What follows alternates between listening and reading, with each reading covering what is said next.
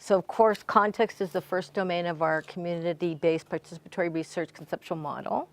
And it's an incredibly important consideration when we start to engage communities in research, because it draws our attention to just be cognizant of what has been the history of science or research in the communities that we're working with.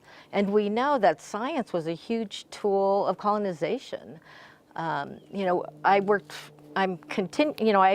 been working with the Navajo Nation for the past 20 years.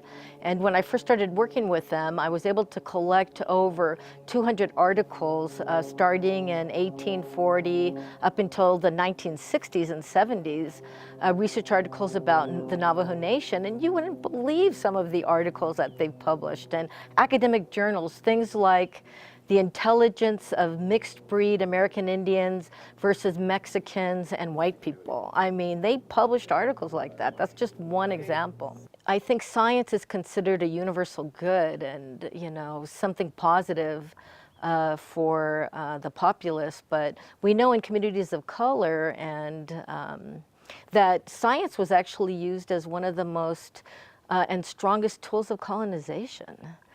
Science back in the 1800s and early 1900s and up until actually the present day often would be used to characterize communities of color, particular communities, and any marginalized groups, LGBTQ groups or aged people or poor people, with characteristics that made them less than 100% human. And it was science that actually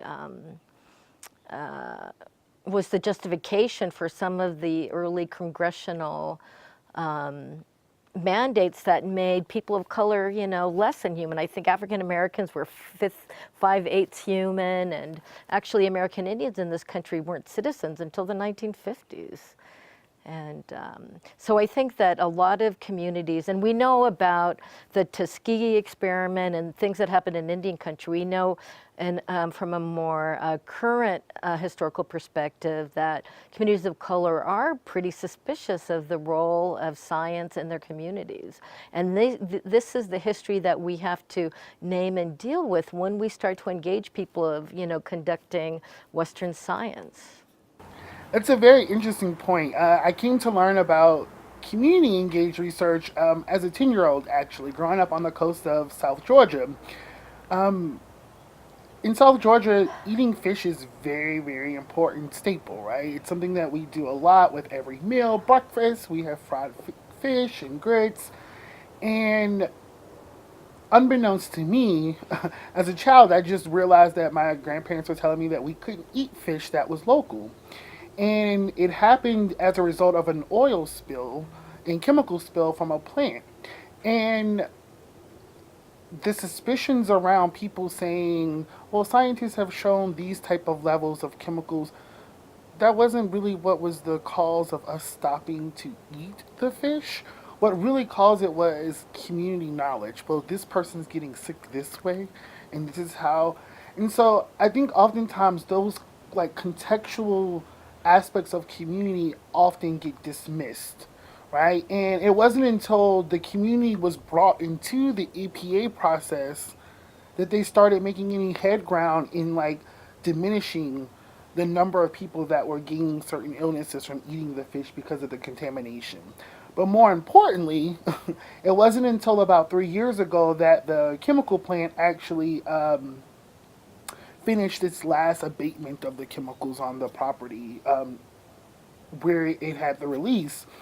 And community members were there, and I can remember poignantly an individual with a federal agency was saying, well, this is how we know that the cleanup has been successful. And an older black woman in the community stood up and said, well, I don't trust your science. And I can remember at that point thinking, hmm. And what she said was, you guys have, for over 20 years, right?